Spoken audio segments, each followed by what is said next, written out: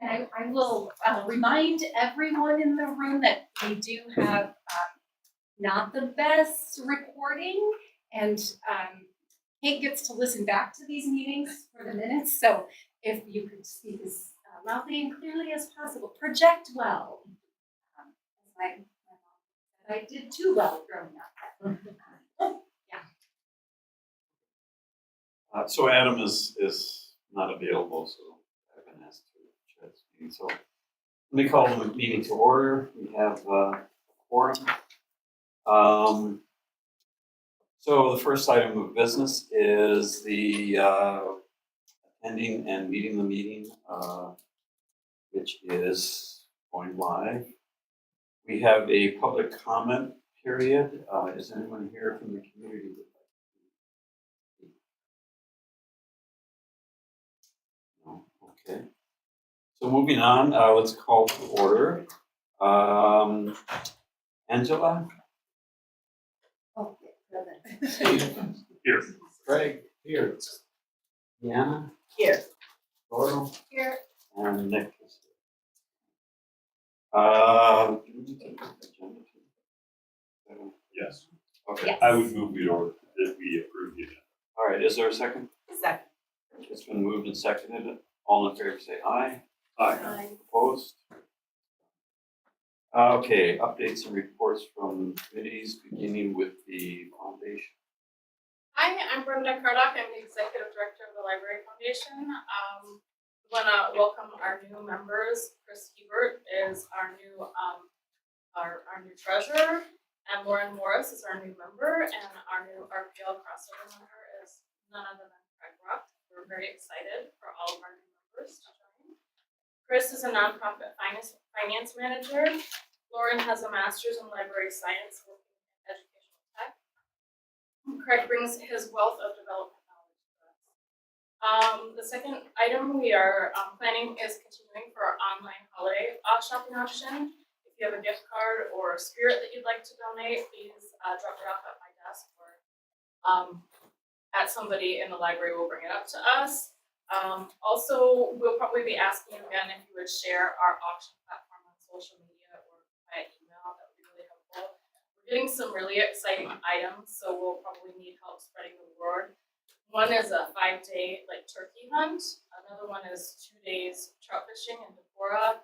We have some dinners that are kind of fun. So we just need to get the word out about it.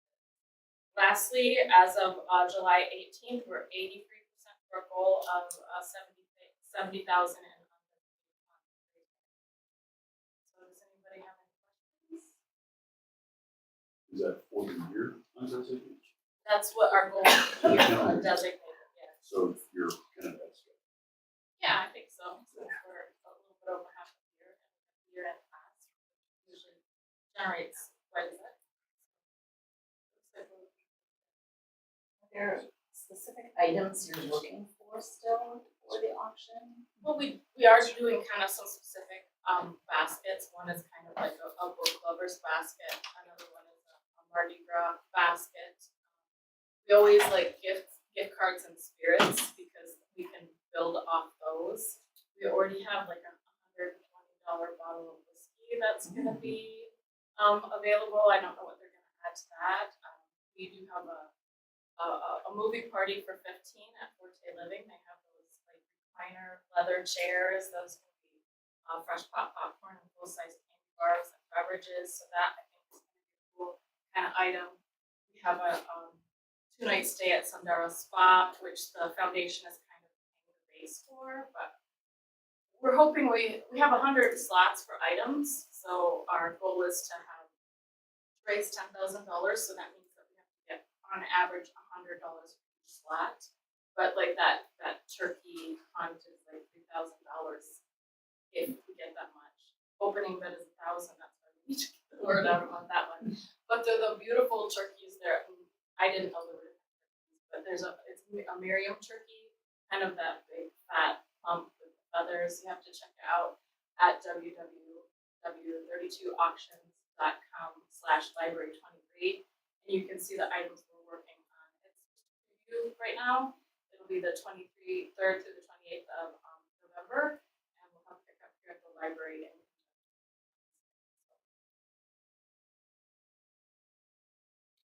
You'll send us all. I will send you bullet points. Try not to go on and on like I am here. I'm getting really excited about some of the things that are coming in. We also have a boozy bun cake that's baked by Kim, which is always fun. Goes for a lot of dollars. I think it just seems like you're off for the turkey. Oh my gosh, gobble gobble. I don't know. They say that everybody would get a tom turkey. I just don't know. I probably would need to wear glasses. But they say that you don't have to have a lot of hunting experience. I don't know, maybe. I don't believe Oh wow. it. There's no challenge. Okay. Especially if you're. Yeah. Yeah, let's just say it's not. Okay. Yeah, so you're talking about one of the places where they like have everything on pages that release. I Release don't and- think so. He said that it was private land. It's near Nebraska, South Dakota border. Well, they'll do that with the pheasants. Where the pheasants are all set, so as you're going through, you're almost guaranteed to see. Oh, since it's private property, I'd be kind of surprised if he did that, but I will definitely ask more questions. That's kind of fish in the barrel kind of thing. Yeah. Makes it pretty. So I could just fall on the turkey and then maybe. It could happen. And then take it home and Right. feed it. All right, thank you. Sorry to change Val, from Friends of the Library. Hi, I'm Val Kalashewski, President of the Friends of the Library, and the updates that we have for this month is we had our Curiosity Emporium in the auditorium sale last, just a couple of weeks ago, and we made $3,900 in one day. Well, it was one day, but we did kind of open it up to some volunteers and library staff secretly on Friday at the end of setup day. We actually made $400, and we weren't even officially open, just on volunteers and library staff. We had some cool things. That amount of money will cover the money that we put towards the Ancestry Library genealogy online resource that the library has online. The bookstore also had brisk sales that day. While the sale was fun and very entertaining, we do not want. Also that weekend, we happened to get a large donation of very moldy books. Yes, it was very sad. It filled up the dumpster. As I was going through the donations, some of the books seemed like, yeah, we might be able to take them. But once I found the bag that was so moldy, there was a hole in the bag, I decided the whole donation was going to go. And it filled the dumpster. It was how big it was. We are in the process of creating more information on our webpage, as well as we're hoping to be able to put a sign on the door of next to the garage, the bookmobile garage, to say, here's what we take, here's what we don't take. Because we don't want to keep getting the collections and collectibles that filled the auditorium for our curiosity sale. That takes a lot of time and effort and storage space to be managing a lot of that stuff. So anyway, that's the update on the curiosity sale. Also, just kind of a mid-year update on the bookstore. Gross sales from January through July is just a little over $47,750, or $45,000. And compare that, we gave a check to the library for $65,000 last year. So we're kind of ahead of we're ahead of things as well. We installed a couple of years ago, we installed a box at the public service desk where we have carts that are outside the bookstore with coffee table books and a variety of things. So when the bookstore's not open, there's signage on these racks that say, If you want to book off these racks, go put the money in the donations box at the front, public service desk. So far this year, they're averaging $245 in that box per month. So that was a great idea to go ahead and do that. And then there's just a few more things that were in the documentation that was in the agenda. But the big thing I wanted to highlight is the 26th of August, we are planning on having a kids book sale. Any books that are kids books that will be in the front entryway will be 50 cents a piece. And we're hoping it'll be right before school starts, so we're hoping to move a lot of books. We're way ahead of the curve on books for our autumn auditorium sale. We're only a third of the way through the calendar, and I already have half the amount of books that I normally like to have coming to that sale. So we have a lot of inventory that's coming in over the summer, and we're looking to try to figure out ways to get that into people's hands and make more money. So that's all I had for an update from Friends. Does anybody have any more questions? Okay, thank you. Thank you. Let's see, Teresa's not here for Selco. I can provide an update. They are working on the Selco budget for 2024. They have different, they're a July budget. And it does look like we will continue to receive funding both for our mobile app as well as digital collections. We have a shared agreement. Look forward to getting that support. Thank you. Item number 6. Are there any questions or discussion for items 6A through D? I move that we accept the Okay. Is there a second? slate. Okay, it's been moved and seconded. All in favor say aye. Any opposed? No. All right, number 7, reports and recommendations. Director. All right, so you have before you a proposal, a budget neutral proposal to create a full-time circulation services position using part-time dollars. The plan does involve a couple of things. We do have some, for this year, we can absorb the cost. A lot of that is due to some unpaid leave that we haven't paid, it's been unpaid, due to FMLA. We do have some funding also for current open positions with part-time staff. So again, we can absorb that for the remainder of the year, and we feel pretty confident we can do that for the next 2 years if that need continues. But if not, then we would need to utilize about $20,000 from reserves. Just to kind of highlight, in our circulation services division, we do have 57-ish. The number fluctuates. Part-time positions. Some of those are benefited, 18.5 positions. Some of those are seasonal. Well, that's seasonal, so 13.5, a max of 13.5 hours, but that could be somebody working 5 hours. And we acknowledge that there is a need to have those part-time positions. They are important. Having high schoolers that can show those books, we appreciate. And having some of that flexibility is really, really great. But we do have a need for some stability. It's been really hard filling part-time positions. Just to kind of paint that picture, we had 10 total hiring processes in 2019, and 41 folks were hired out of those in 2023. So far this year, 8 hiring processes and 14 folks hired. So we've had instances where we've had to repost positions, and it's just challenging when you've got a tight labor market. What's the actual FTE of those 57 employees? Do you know offhand? More time. Of those Yeah. The 57. FTE of those 57, that would be some mathing. Total FTE as of 2022 is about 78.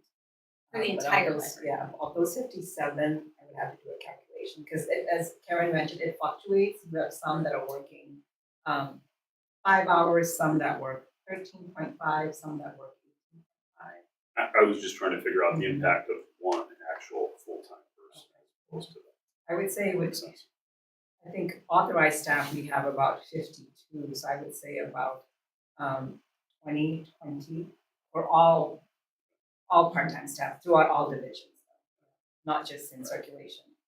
And to be very clear, circulation has the highest number of part-time staff. None of our other divisions have this amount of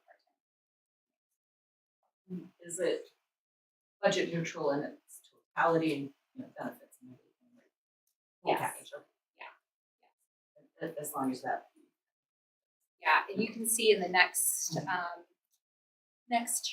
slide after this, the full cost. Obviously, it is more expensive to have a full-time person, primarily because of those benefits that are expensive and continue to rise.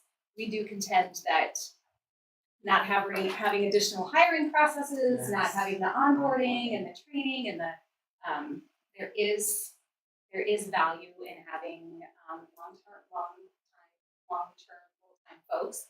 We have done some things to try and mitigate some of that turnover with part-time employees. So in 2024 and 25, we do know that we will be slightly over budget because we did move to the citywide wage grid, which provides larger step increases for our part-time employees, and that's been great, but it's still has been challenging to hire some of those part-time employees. Again, some of those benefits is just the fewer hiring, onboarding, and we do still acknowledge and know that we have place for part-time employees.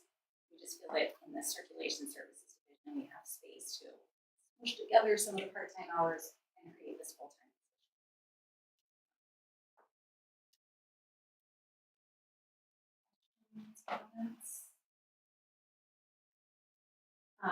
This would be something that city administration is supportive of. Would need a recommendation from the library board to approve this proposal, which would then go to city council. Because it is creating a full-time position, there would be a city council process, most likely end up on the consent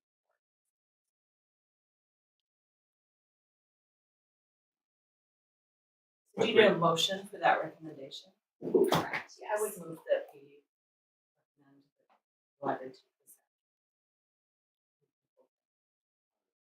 Is there a second?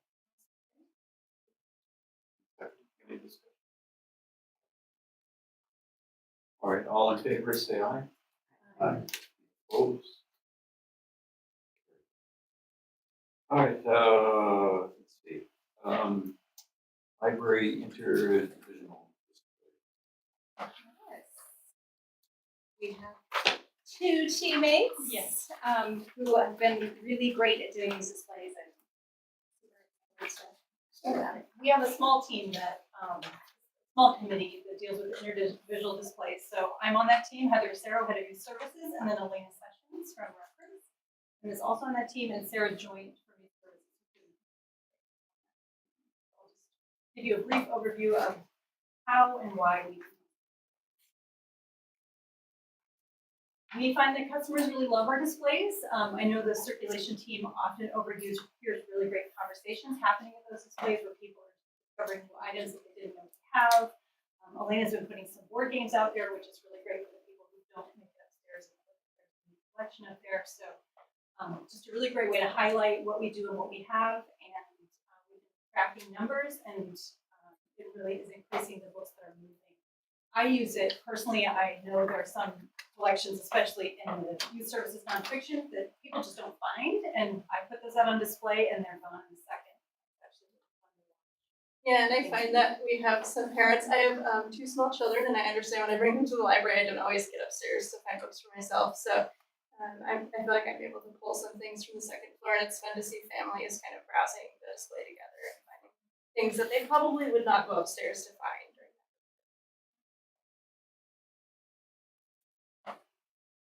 So I included in the presentation, I'm sure you read it in the document, just a few customer comments. They are very well loved. And like I said, it's fun to hear the conversations people discovering. And this idea actually came from a bright idea from staff. I think it was Elena. It was. It was Elena's idea, which we jumped on immediately because it was an excellent idea. So we put items from all the collections, so children's, teen, and adults are all on. So our committee meets a few times a year and lays out our plan. We try to focus on seasonal topics and events. Right now, our display that's up is summer playlist, and for that we simply do like staff picks, or we did some focus on travel and cooking and things that connect to summer playlist activities. That's one of our most popular displays, and then the cozy books in winter has like, I think we call it cozy pursuits. Yeah. Super popular as well. So we're putting out knitting and sitting in front of the fire and those kinds of activities in winter. And then we do some national celebrations of services. But we also remain flexible and change them out. Interesting or pressing. So we want things that fit our theme, which we're pretty flexible on, especially right now, summer playlists, it's almost anything goes. We want things that are attractive and modern and good repair because nobody wants to pick up an ugly book. And we try to highlight the diversity. So these are some statistics from the last several months, and you can see that until the Pride display in June, Take Care of Yourself was our most popular display, with Cozy Pursuits coming behind that. And I think actually last year's summer playlist was 960.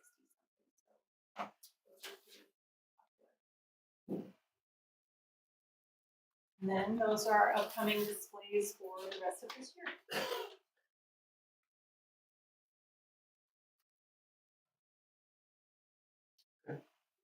Thank you. Mm-hmm. Thank you. Great idea.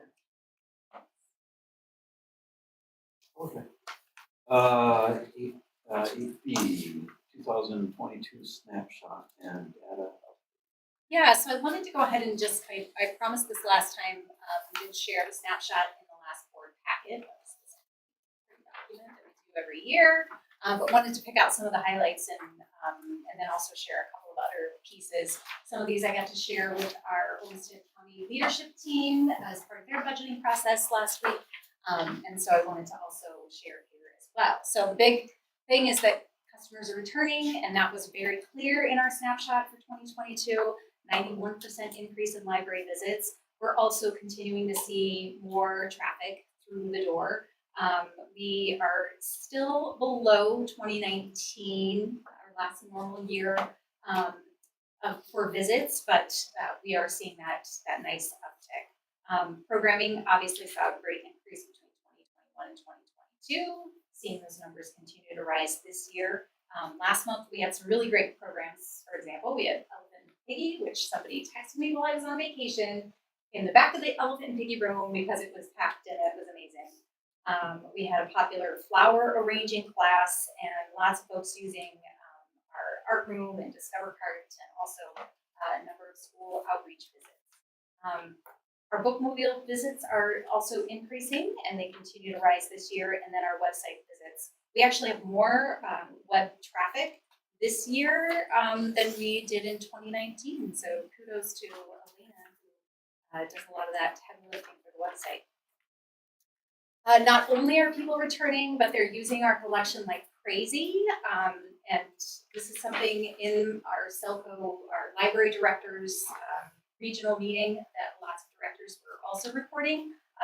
Just a great increase in collection use. 2022 highest collection use ever, and our collection this year is on track to be even higher than it was last year. So that's pretty exciting. One of the things not included in our snapshot was a comparison of physical to digital that I know board has been interested in. Back in 2019, about 72% of our circulation was in physical materials, and then of course in pandemic times that shifted, but we are seeing a return to physical collection use, and more people, especially in our youth, physical books. We've had more checkouts of physical youth books so far this year than so that's something we continue to watch as well.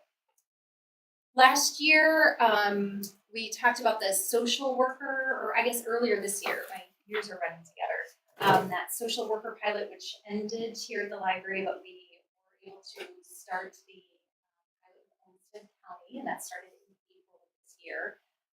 So far, between April through June, 27 patron contacts made.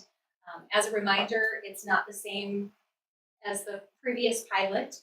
We have a social worker, a GPS social worker that is here 1 day a week from 1:30 to 5 p.m. on Thursday afternoons. It has been successful. Folks have utilized it, and during that April through June time period, staff reported 18 referrals to this. So it's been a great partnership to have that here in the library. This one's my favorite. 0 books have been banned at Rochester Public Library. I did highlight in our my presentation to Olmsted County the Freedom to Read resolution that was adopted by the board last year, and as we continue to see a rise in challenged books and interruptions to access to materials, it's really great that we've had 0 items banned here at RPL. So looking ahead, pretty soon, I know I've been promising this for a very long time, we will have this in an iteration along the wall, highlighting some of these data points. We are looking at incorporating more data and having shared data points and measurements of success that we can be sharing. Earlier this year, we did, at the end of last year, start of this year, start having access to Blue Cloud Analytics, which we hope to, we've had not as much time as we would like to have been spending on this, but hopefully that will be coming soon, where we'll be able to have more time, more of Kate's time spent utilizing the tool, and build out a better dashboard. Our hope is by this time next year, we'll have this dashboard that does utilize some of those tools that we now have access to. Some questions that I had for the board are what are some of the pieces of information that we're not including in this, not including in our board reports. I would love for you to start thinking about reaching out to me. You can do that here, you can do that one-on-one, send emails. I know one of the things that we talked about is the wait for library materials and hold times, and that is something that we'll be bringing probably next month to our next library board meeting. Just some of that information that we're looking at as far as our collection and collection use and holds that we have, and changes in the landscape where items from 5-6 years ago suddenly become wildly popular. We don't have control over. So, any of those things that you would like to pass on, please do so. To provide the information that supports. Thank you. Any comments or questions? Okay, moving on, book box KPIs and outcomes. I will take that. Okay. And so this might be easier to see in your packet. This is on page 86 of your packet. This is a strategic marketing campaign that was provided to us from Orange Boy. So we collaborated with Orange Boy for the book box project. And they provided this strategic marketing campaign for these 3 census tracts that are closest to the book box. And these census tracts happen to be areas that have a lower market saturation. In these areas, we see high number of households below the poverty level, lower median income, and higher percentage of renting versus home ownership. in this area than some other areas in the city. If you turn to page 88, you can see the 3 census tracts at the top of the page there. And kind of right in the middle, where the 3 census tracts meet, this is where the book box is located. And then on the second half of this page, you can see the postcards and the emails that we sent in collaboration with Orange Boy. So postcards were sent 3/15 and 6/14, and the corresponding emails were then sent 3:30 and 6:28.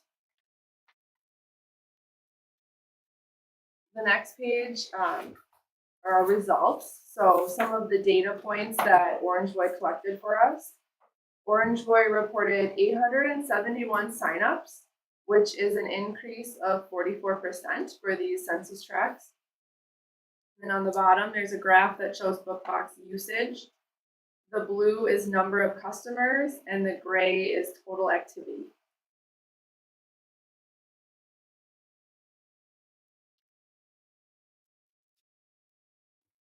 By total activity, you mean books?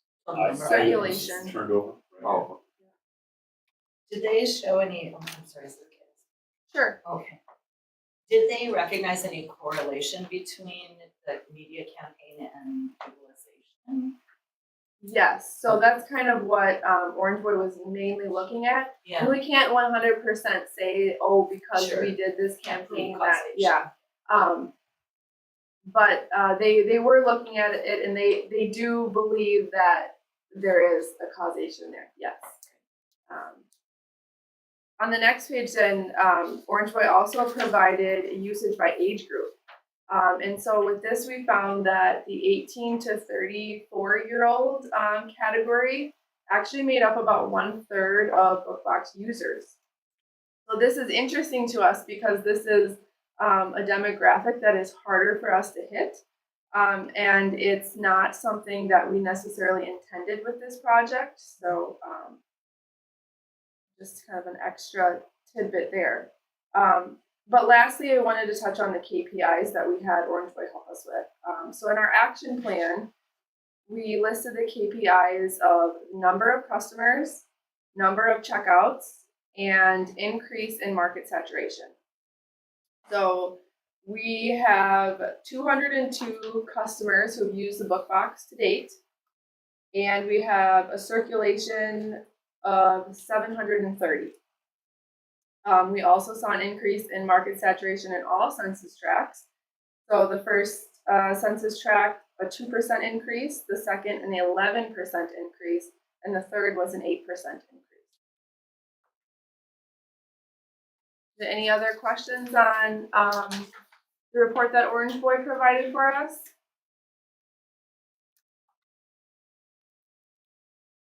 all right, thank you. Okay, so we have another aspect to Oh, this. okay, go ahead. Part 2 is our outcome measurements. So this is kind of another part of the book box project. So I want to first quickly start by defining outcomes.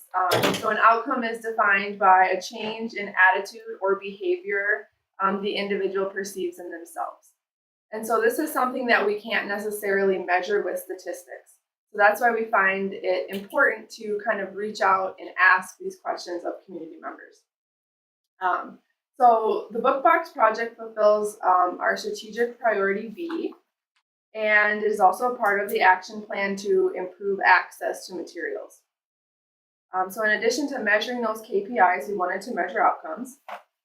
Outcome B is our outcome that measures access. So that was the one that we wanted to go for. And then we also wanted to measure a counterbalance. So we chose outcome I, which is a positive experience with the library. We wanted to make sure that we, by adding this service to improve access, that we weren't breaking anything in the process. So that's why we wanted to make sure that customer service stayed where it was or increased. Next, the survey. As I mentioned, we collaborated with Orange Boy to send our survey to residents of the 3 census tracts. So we sent postcards and emails prior to the foundation ribbon cutting event and again after the event. We received a total of 95 survey responses from community members and 61 comments.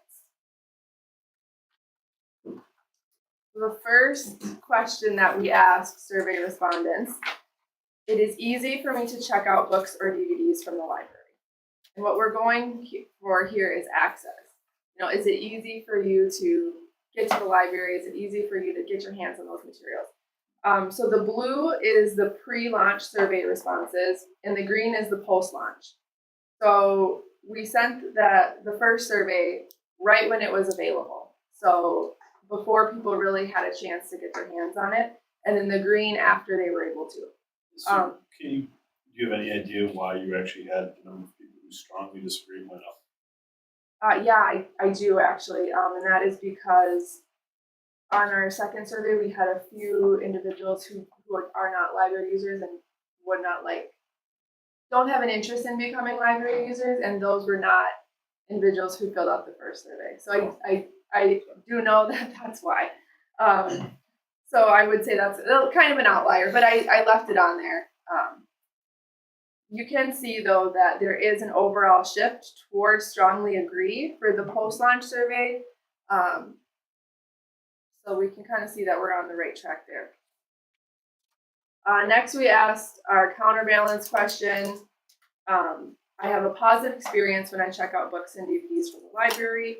This is what we want to see. The responses for both the pre and the post surveys are mainly on that positive side.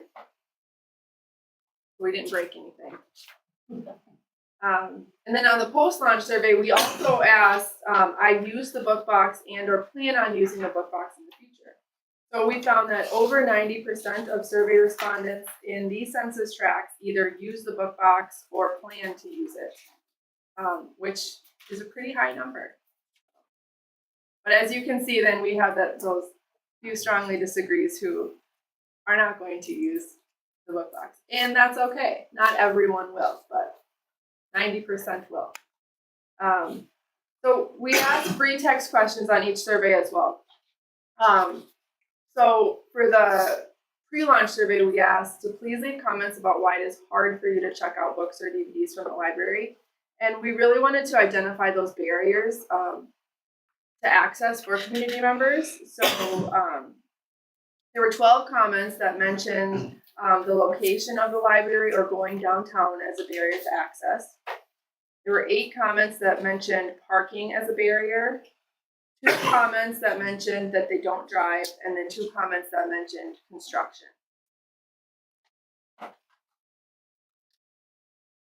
For the post-launch survey, we asked, please leave comments about whether the book box made it easier for you to check out books and DVDs from the library. So 16 of 22 comments said that the book box made it easier or more convenient to check out materials. Of these 16 comments, 6 of them mentioned proximity to home or walking distance, and 4 of them mentioned easy or free parking and not having to go downtown. We asked a few optional demographic questions as well. The blue responses are from our survey, and then the orange is the actual primary demographics in these 3 census tracts, which we got from Orange Boy, and they gave us the 4 top primary demographics.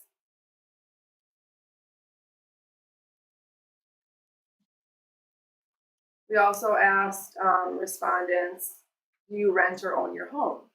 So here we found that our sample was very similar to actual demographics for this area, so that's a kind of a win for us that we hit that. And lastly, we also asked, how much do you anticipate your household's total income before taxes will be for the current year? The median household income for the selected census tract was $50,000 to $74,999K.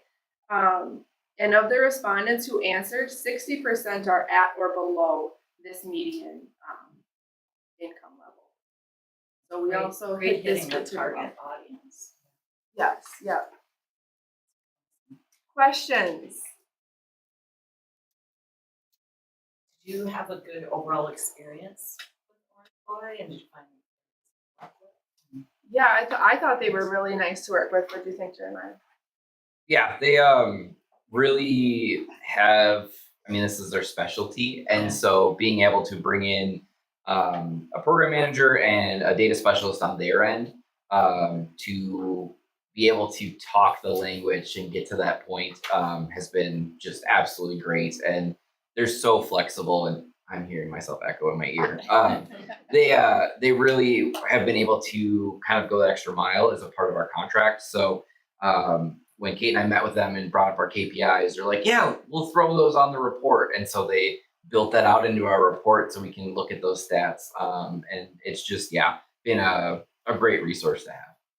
So do you think it's something you replicate, or is it something that you've learned enough you can kind of do some replication in-house? I'm just curious. Yeah, I think it depends on what we're looking at. We're able to use the same software that they're using, so we have access to that. So depending on what the project was, we might be able to do more of it ourselves next round. They were very flexible with us, so we were able to say, well, we don't need you to make the postcards. We have our graphic designer, so we can do that ourselves. So they were really flexible with us. Yeah, You found them responsive all the way through. Oh yeah, they really are great. It was kind of fun. Our follow up meeting we just had, I was in a webinar with them right before it. So it's just they're so hands on all the time that they're very. If you just need a quick email, if you do need something a little more complex, they're immediately like, "Hey, let's just connect video call, just to make sure everybody's on the same page." But yeah, they've been great to work with. And this is one of those data points that we continue talking about in the future, having up on this great wall that will be built is monitoring that market saturation, because it really is important to be able to see that by census tract. Yeah. It is not equal across the county, and sometimes there are reasons. You can see the census tract around Stewartville, for example. Well, probably a lot of those folks are going to Stewartville, but there are census tracts where we really should be reaching. So and being able to dig into some of the identity facets of users and pinpoint, we really hope we're reaching. That's just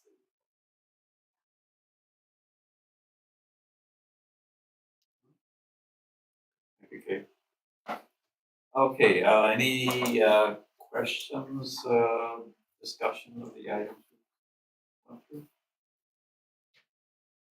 All right, can I have a motion to adjourn? Is there a second? you don't need them, but I will. Okay, all in favor, say aye. Aye. Opposed? All right, thank you. Thank you.